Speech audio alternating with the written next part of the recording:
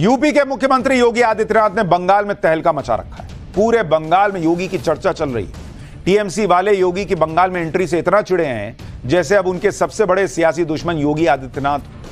TMC वाले अब तक नरेंद्र मोदी और अमित शाह से ही पार नहीं पा रहे थे। अब योगी आदित्यनाथ भी बंगाल में अपने बयानों से विरोधियों को धुआं धुआं कर रहे हैं।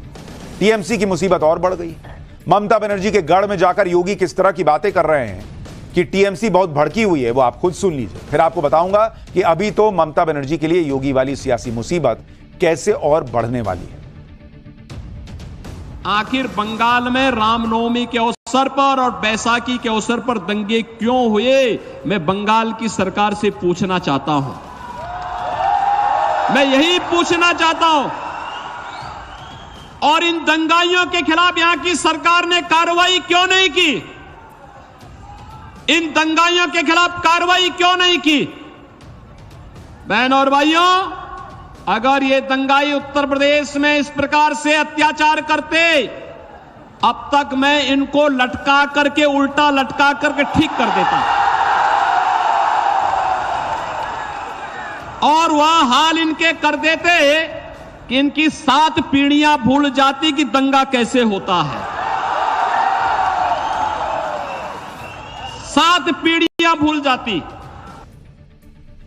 यही वजह है कि योगी आदित्यनाथ की ऐसी डिमांड है कि यूपी में तो वो एक दिन में 3-3 रैली कर ही रहे हैं। यूपी से बाहर भी सीएम योगी की भयंकर डिमांड चल रही है।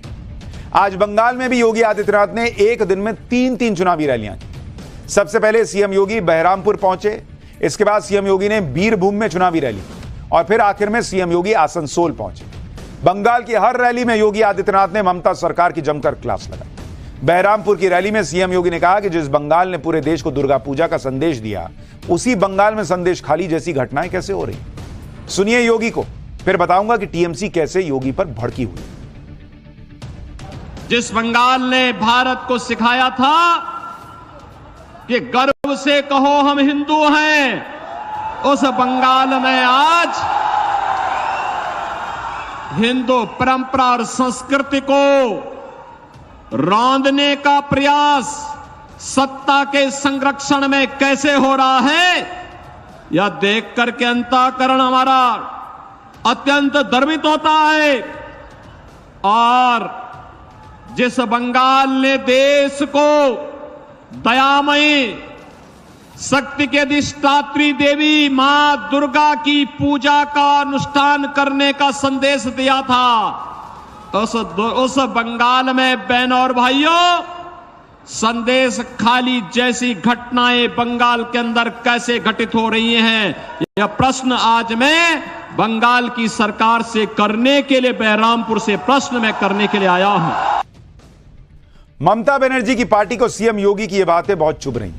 सीएम योगी की बंगाल में रैलियों के बीच टीएमसी योगी मॉडल पर सवाल उठाने लगे, लेकिन योगी बंगाल की अपनी रैलियों में ममता बनर्जी की पार्टी से संदेश खाली से लेकर बंगाल में डेमोग्राफिक चेंज पर तीखे सवाल पूछ रहे हैं। सुनिए योगी उसको लेकर क्या कह रहे हैं, फिर बताऊंगा कि गृह मंत्री अमित शाह ने बंगाल में ममता सरकार को कैसे घेरा। और क्या यह सच नहीं कि जिन कारणों से 1947 में भारत का विभाजन हुआ था, वही परिस्थिति आज कांग्रेस, तृणमूल कांग्रेस और कांग्रेस का इंडी गठबंधन फिर से देश के अंदर पैदा करना चाहता है, बंगाल के अंदर पैदा करना चाहता है। ये जनसांख्यिकी असंतुलन, डेमोग्राफी को चेंज करने का जो कुत्सित प्रयास हो रहा है, मुझे देखकर आश्चर्य होता है। बीरभूमि पार्लियामेंट्री कॉन्स्टिट्यूएंसी में 3 असेंबली कॉन्स्टिट्यूएंसी थी हैं, जिसकी डेमोग्राफी पूरी तरह चेंज हो चुकी है। उधर अमित शाह भी आज बंगाल में थे। योगी कम नहीं पड़ रहे थे, अमित शाह भी पहुंचे हुए थे। अमित शाह ने आज बंगाल के पूर्व बर्धमान में चुनावी रैली की। अमित शाह ने कहा कि बंगाल में बीजेपी को 30 सीटें मिल गई तो गुंडों को उल्टा लटकाकर सीधा कर दिया जाएगा। सुनिए अमित शाह को, फिर आपको बताऊंगा योगी शाह तो ममता के गढ़ में जाकर ललकार रहे हैं, लेकिन राहुल गांधी और प्रियंका वाड्रा क्यों अपने ही गढ़ में जाने से हिचक रहे हैं। नरेंद्र मोदी जी ने 10 लाख करोड़ रुपया दीदी को बंगाल के विकास के लिए भेजा है। आपके गांव में कुछ आया है क्या? जरा जोर से बोलो, आया है भाई? आया है, कहां गया, कौन खा गया? ये तृणमूल के गुंडे मोदी जी के 10 लाख करोड़ रुपया भेजा हुआ खा गए हैं। बंगाल में परिवर्तन कर दो, 30 सीट जिता दो। हम ये पैसा जो आपका खा गए हैं उनको उल्टा लटका कर सीधा करने का काम ये भारतीय जनता। अमित शाह और योगी तो बंगाल में जाकर दहाड़ रहे हैं, लेकिन राहुल गांधी और प्रियंका वाड्रा क्या अपने गढ़ में जाकर चुनाव लड़ेंगे? इसके बारे में आपको आगे बताऊंगा, लेकिन इससे पहले कांग्रेस की नई लिस्ट पर एक बड़ी खबर आ गई है। गुरुग्राम से कांग्रेस ने राज बब्बर को कैंडिडेट बनाया है। कांग्रेस के उम्मीदवारों की नई लिस्ट आई है, जिसमें राज बब्बर को गुरुग्राम, जिसे लोग गुड़गांव भी कहते हैं, गुरुग्राम से टिकट दिया गया है। हिमाचल प्रदेश के कांगड़ा से आनंद शर्मा चुनाव लड़ेंगे। हिमाचल प्रदेश के हमीरपुर से सतपाल रायजादा को टिकट मिला है, जबकि मुंबई नॉर्थ से पीयूष गोयल के सामने भूषण पाटिल कांग्रेस के कैंडिडेट उतारे गए हैं। यानी 4 सीटों का ऐलान हुआ है, लेकिन इन 4 सीटों में भी ना अमेठी का नाम है, ना रायबरेली का नाम है।